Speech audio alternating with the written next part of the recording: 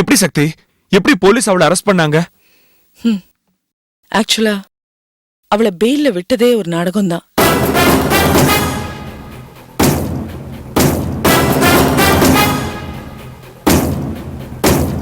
நாகவழியோட தப்ப நிரூபிக்க என்னோட செல்போன்ல இருந்த ஆதாரம் மட்டும் பத்தாது. ஏன்னா நாளைக்கு நாகவழியே சக்திய கோவம் அடைய செய்யறதுக்கு தான் நான் அப்படி பேசினேன்னு சொல்லிட்டா அப்புறம் நம்ம ஒண்ணுமே பண்ண முடியாது.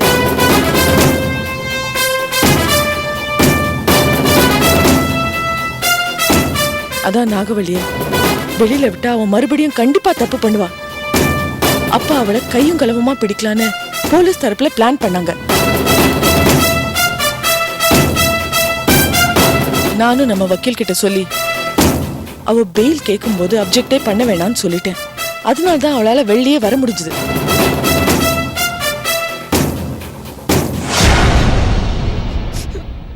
நான் எதிர்பார்த்தது கதிர்வேல அடைச்சு வச்சிருக்கிற இடத்துக்கு தான் போவான்னு பார்த்தேன். ஆனா இப்படி நம்ம குழந்தைங்க அவ கையில மாட்டிப்பாங்கன்னு நான் எதிர்பார்க்கவே இல்லை. அதான் நானே கொஞ்சம் பயந்து போயிட்டேன். சக்தி, எல்லாம் நல்லபடியா முடிஞ்சது. அதுவே பெரிய விஷயம். குழந்தைங்களுக்கு எதுவும் ஆகாம நீ பாத்துப்பேன்னு எனக்கு தெரியும். ஆனா உனக்கு ஏதாவது ஆயிடுமோன்னு தாம நான் பயந்தேன். கண்ணா, சக்தி ரொம்ப தேங்க்ஸ் சக்தி. நீ தேங்க்ஸ் சொல்றது இருக்கட்டும். முதல்ல வீட்டுக்குள்ள குழந்தைங்களுக்கு முன்னாடி புருஷனும் பொண்டாட்டியும் சண்டை போடாம இருங்க. அந்த குழந்தைங்க தாத்தாவை பார்க்கணும்னு சொல்ல உடனே நீங்க கூட்டிட்டு போயிருந்தாலும் இல்ல நாளைக்கு போய் பார்க்கலாம்னு சொல்லி இருந்தாலும் இப்படி நடந்திருக்குமா? அது செய்யாம இப்படி குழந்தைங்க எதிர தேவையில்லாததெல்லாம் பேச போய் நீங்க 2 பேரும் சண்டை போட்டுட்டு நீ மட்டும் உங்க அம்மா வீட்டுல போய் உட்காந்துட்டா அதனால இப்ப என்ன ஆச்சுன்னு பாத்தியா? உனக்கு என்ன இப்பதான் கல்யாணம் ஆச்சுன்னு நினைப்பா?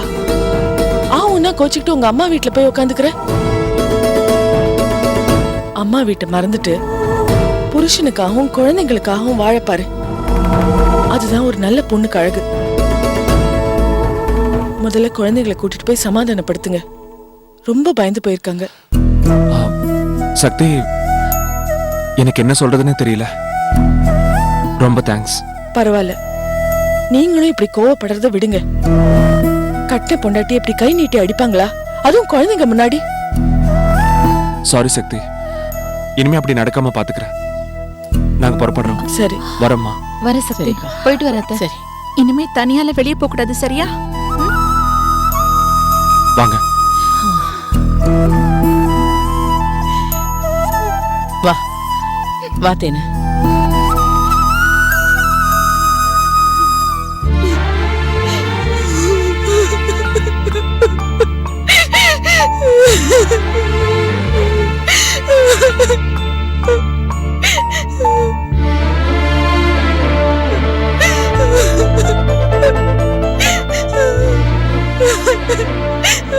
ரமாமணி, நீ எது கழறேன்னு எனக்கு புரியுது. உனக்கு எப்படி ஆறுதல் சொல்றதுன்னு எனக்கு தெரியல. சக்தி, அவங்க நல்லவங்களோ கெட்டவங்களோ, ஆனா என்ன பெத்தவங்க. எங்க அம்மா ஜெயில இருந்து வெளியில வந்ததோ, அதுவும் இங்க வர போறாங்கன்னு தெரிஞ்சதோ, அவங்கள பார்க்க போறோங்கிற சந்தோஷம் மட்டும்தான் என் மனசுல இருந்தது. ஆனா இப்போ எங்க அம்மாவை பாப்பனே தெரியாம போச்சு. நான் எங்க அம்மாவை எப்ப பார்க்க போறேன்? என்ன பண்ணுறது ரமாமணி? சொல்ல போனா உங்க அம்மா கொடுத்த கடைசி வாய்ப்பு இது. இந்த முறையாவது திருந்தி அவங்க என்கிட்ட பேசியிருந்தாங்கன்னா அவங்கள மன்னிச்சு கேசியே கூட வாபஸ் வாங்கியிருப்பேன். ஆனா அவங்க மறுபடியும் தப்பு பண்ணி கையும் களவுமா போலீஸ்ல மாட்டிட்டு இருக்காங்க. இதுக்கு நான் என்ன பண்றது?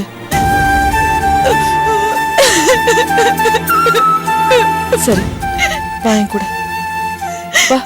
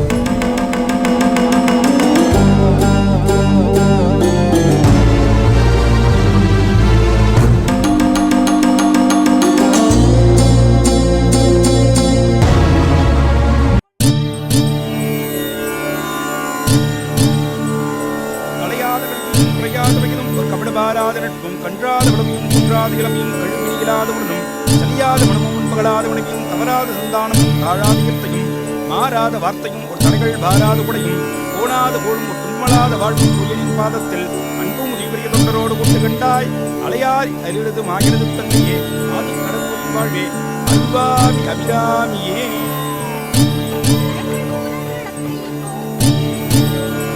போலாமா? ஒரு நிமிஷம், கொஞ்ச நேரம் உட்கார்ந்துட்டு போலாமா? எதுக்கு?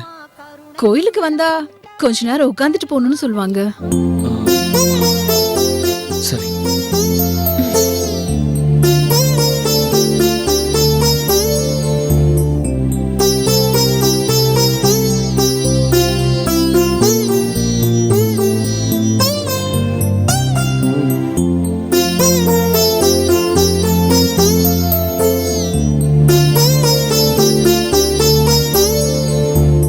என்ன யோசிக்கிறீங்க? இல்ல, பொதுவா ஹாஸ்பிட்டல்ல ட்ரீட்மெண்ட் பண்ணா மாத்திரை கொடுப்பாங்க, மருந்து கொடுப்பாங்க, ஊசி கூட போடுவாங்க, அவ்வளவுதான். ஆனா நீங்க என்னடான்னா யோகா கிளாஸ் கூட்டிட்டு போறீங்க, கோவிலுக்கு கூட்டிட்டு வரீங்க. அதான் ஒன்னும் புரியல. பேஷண்ட்டை குணப்படுத்த மருந்து மாத்திரை மட்டும் பத்தாதுங்க. கொஞ்சம் இந்த மாதிரி சைக்கலாஜிக்கலும் பண்ணாதான் அவங்க சீக்கிரம் குணமாவாங்க. அதுக்காக தான். நீங்க சொல்றதெல்லாம் சரிதான். ஆனா நீங்க பண்றதெல்லாம் பார்த்தா என் மேல ஏதோ ஸ்பெஷல் கேர் எடுத்துக்கிற மாதிரி தெரியுது. அதான். அது என்னமோ உண்மைதான். அதான் ஏன்னு எனக்கு புரியல. நல்லா யோசிச்சு பாருங்க, புரியும். யோசிச்சு பார்க்க என்னங்க இருக்கு? நமக்குள்ள ஒண்ணு நடந்திருக்கு. நமக்குள்ள நடக்க என்னங்க இருக்கு?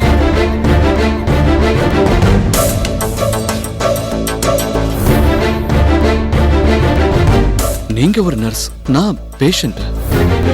இதுல ஸ்பெஷலா என்ன இருக்கு? என்னங்க விளையாட்டு பண்றீங்க? இல்லங்க, நான் சீரியஸா தான் சொல்றேன். நமக்குள்ள எதுவும் இல்லையே. காமெடி பண்ணாதீங்க துரபாண்டி. இத பாருங்க, ஒரு நர்ஸுங்கிற முறையில உங்க மேல எனக்கு மரியாதை இருக்கு. மத்தபடி வேற எந்த அபிப்பிராயமும் எனக்கு இல்ல.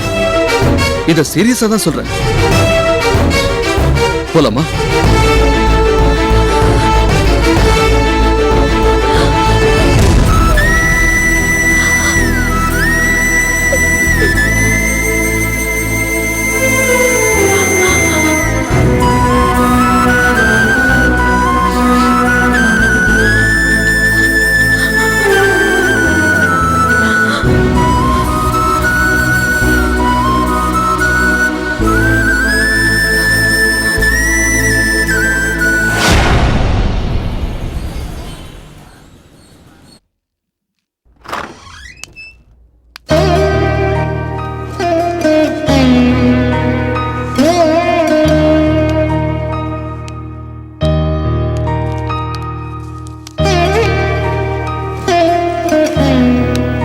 அம்மா மகமாயி, என் புருஷன் சீக்கிரமே கண்ணு முழிக்கணும். அதுக்கு நீதாம்மா கருணை காட்டணும்.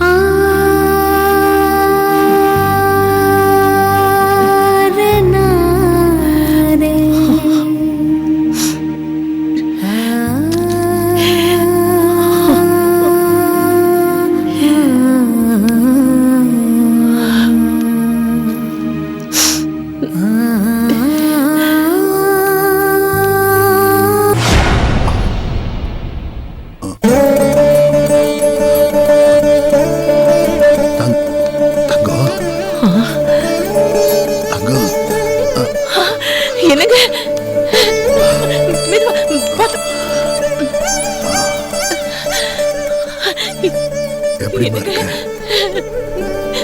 ரொம்ப சந்தோஷமா இருக்குங்க. நர்ஸ், அம்மாடி நர்ஸ். தங்கம், தங்கம், ஏமா பதற? ஏதோ மயக்கத்துல இருந்து எந்திரிச்சது மாதிரி இருக்கு. என்னங்க, நான் தினமும் கோயிலுக்கு போய் அந்த மகமாய் கிட்ட வேண்டிக்கிட்டு விபூதி கொண்டு வந்து உங்களுக்கு பூசுவேங்க. அதுக்கு கிடைச்ச பலன் தாங்க இது. இப்ப இப்ப நாம எங்க இருக்கோம்? இ- அ, இது எந்த ஆஸ்பத்திரி? சகுந்தலா தேவிங்க. சகுந்தலான்னா நம்ம சக்தியோட ஃப்ரெண்டு. அவங்க ஆஸ்பத்திரியா இது? ஆமாங்க, ஆமா. சக்தி தாங்க கொண்டு வந்து உங்களை இந்த ஆஸ்பத்திரியில சேர்த்து விட்டா. அப்போ நாம சென்னையில இருக்கோம். ஆமாங்க, ஆமா. சக்தி எங்கம்மா? அ, வீட்ல இருக்காங்க. அண்ணாச்சி கண்ணு முடிச்சிட்டீங்களா? எப்போ கண்ணு முடிச்சாருமா? இப்பதாம்மா, இப்பதான் டாக்டரை பார்க்கணுங்கிறாரு. கொஞ்சம் போய் வர இதோ கூப்பிடுறேம்மா. போம்மா, கூட்டிட்டு வாமா. தங்கம், வீட்டுல உத்ரா தேன்மொழி எல்லாம் நல்லா இருக்காங்களா? நல்லா இருக்காங்க. கதிர்வேலை பத்தி அவனை பத்தி தாங்க தகவல் கிடைக்கல. சக்தி தேடிட்டு தாங்க இருக்கா. முத்துவேலும் எல்லா இடத்துலயும் தேடிட்டு தாங்க இருக்கான். ஹலோ மிஸ்டர் வெற்றிவேல், வாங்க doctor. How to you feel sir? நான் நல்லா இருக்கேன் டாக்டர். டாக்டர், இன்னைக்கே என்ன டிஸ்சார்ஜ் பண்ணிடுங்களே. பண்ணிடலாம் சார். ஒரு வாரம் உங்களை தங்க வச்சு செக்அப் பண்ணி அதுக்கப்புறமா உங்களை அனுப்பலாம்னு நான் யோசிக்கிறேன். வேணா வீட்டுக்கு போயிட்டு நீங்க சொல்றப்பெல்லாம் நான் வந்து செக்அப் ஓ, பண்ணிக்கிறேன். அப்படி சொல்றீங்களா? பட் ரெகுலரா வந்து செக்அப் பண்ணிக்குவீங்களா? Sure doctor. சரி, அப்ப கொஞ்ச நேரம் வெயிட் பண்ணுங்க. ஃபார்மாலிட்டிஸ் எல்லாம் இருக்கு, அதெல்லாம் முடிஞ்ச உடனே உங்களை அனுப்பி தேங்க்யூ டாக்டர். Okay, சீக்கிரம் thank you, sir. ஏற்பாடு பண்ணுங்க. எனக்கு நான் போய் ஃபோன் பண்ணி சக்தியை வர சொல்றேங்க. வேண்டாமா, நாமளே ஒரு ஆட்டோ பிடிச்சி போயிடலாம். எதுக்கு சக்தி வீணா அலைச்சல்? நீ போய் ஃபோன் பண்ணி நம்ம வர்றோங்கிறத சொல்லிடு. சரிங்க, சரிங்க, சரி.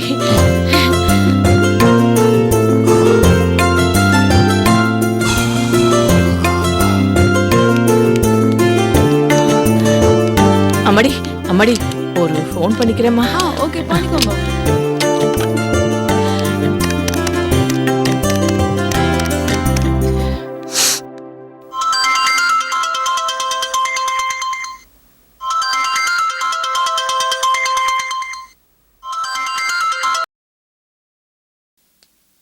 ஹலோ, சக்தி, நான் அத்தை பேசுறேம்மா. சொல்லுங்க அத்தை.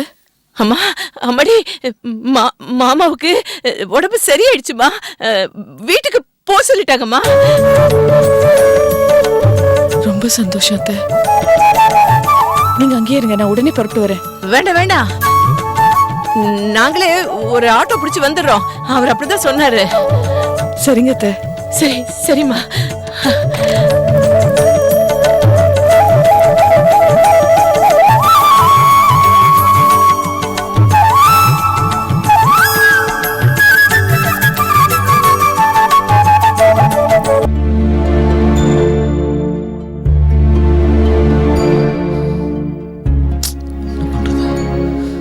பேசாம உத்தரா கிட்ட நம்மளே சொல்லிடலாமா?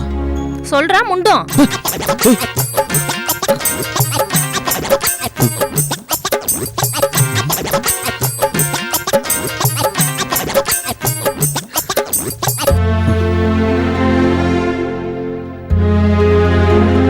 நம்மளே ஃபோன் பண்ணி கேட்ட வேண்டியதான். ஒருவேளை அவன் நம்மளை தப்பா நினைச்சு கோச்சுக்கிட்டானா? அவன் அவன் மேல வச்சிருந்த மரியாதை போயிடும்ல. இப்படியே பேசிக்கிட்டே இருந்தா அவ்வளவுதான்.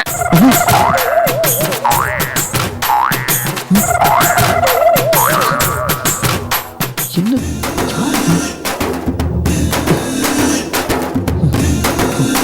ச்சே, என்ன காமெடியா இருக்கு. வாய்ஸ் மட்டும் தான் கேக்குது. ச்சே.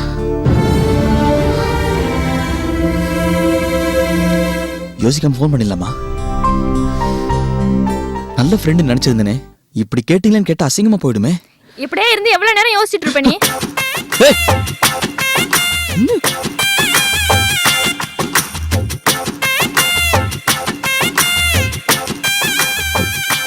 இந்த லெவல்ல படிச்சேன்னா நீ உருட்ட மாதிரி தான். ஒழுங்கா படி. அக்கா,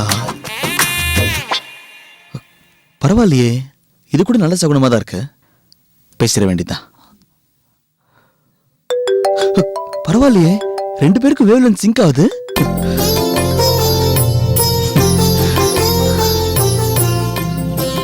மாமா, போன்ல யாரு? இது ஃப்ரெண்டு. இதெல்லாம் கேளு, படிக்க மட்டும் செய்யாத.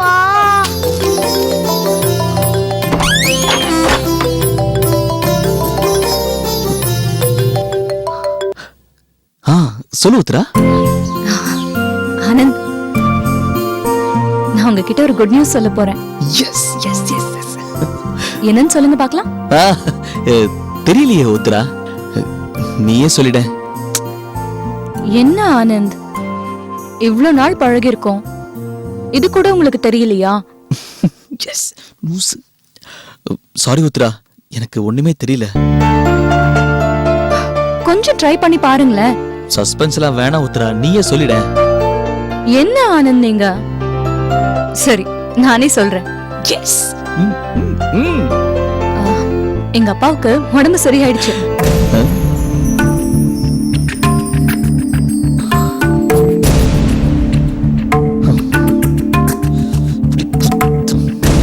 ஆனந்த், சொல்லு உத்ரா. என்ன ஆனந்த், எங்க அப்பாவுக்கு உடம்பு சரியாயிடுச்சுன்னு சொல்றேன், ஒண்ணுமே பேச மாட்டேங்கிறீங்க. இல்ல, அப்பாவுக்கு உடம்பு சரியானது நல்ல விஷயம்தான். நான் வேற ஒன்னு எதிர்பார்த்தேன். வேற ஒண்ணு எதிர்பார்த்தீங்களா? என்ன எதிர்பார்த்தீங்க? இல்ல, அதை விட வேற ஏதாவது பெரிய விஷயமா இருக்குமோன்னு நினைச்சேன். எங்க அப்பாவுக்கு உடம்பு குணமானதை விட வேற என்ன பெரிய விஷயம் இருக்கும்னு எதிர்பார்க்கறீங்க? இல்ல, வேற ஏதாவது இருக்குதான்னு தான் நான் கேக்குறேன்.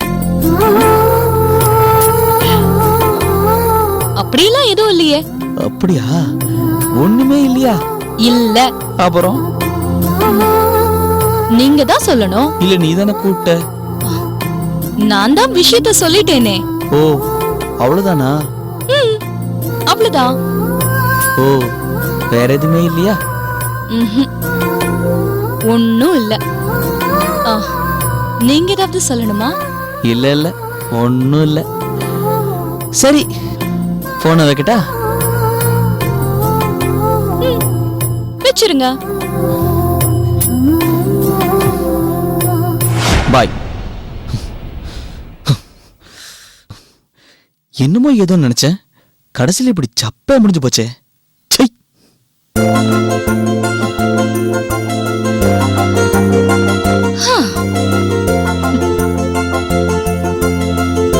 நானே உன்கிட்ட சொல்லணும்னு பாக்குறியோ? அதான் நடக்காது. எவ்வளவு நாள் ஆனாலும் சரி, நீயா நானானு பாத்துடலாம்.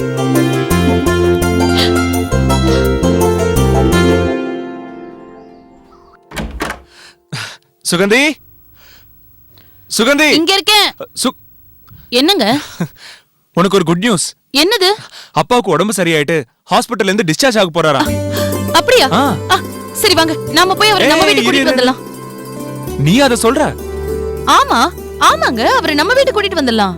சுகந்தி, நீயா பேசுற? ஆச்சரியமா இருக்கே, என்னால நம்பவே முடியல. பின்ன நாம இருக்கும்போது அவர் எதுக்காக இங்க சக்தி வீட்டுல இருக்கணும்? சக்தி யாரு? உங்க அப்பாவோட தங்கச்சி பொண்ணு தானே? நான் அவரோட மருமக. அதனாலதான் சொல்றேன், அவரை நம்ம வீட்டுல வச்சு பாத்துக்கலாம். ஏய், என்னடே, அன்னைக்கு அம்மாவையும் அண்ணியும் அப்படி துரத்தி விட்ட, இன்னைக்கு என்னடானா திடீர்னு அவங்க மேல இவ்வளவு பாசம் காட்டுற? ஏங்க, உங்க அப்பா அம்மா ஒண்ணு உங்க அண்ணன் வீட்டுல இருக்கணும், இல்ல நம்ம வீட்டுல இருக்கணும்.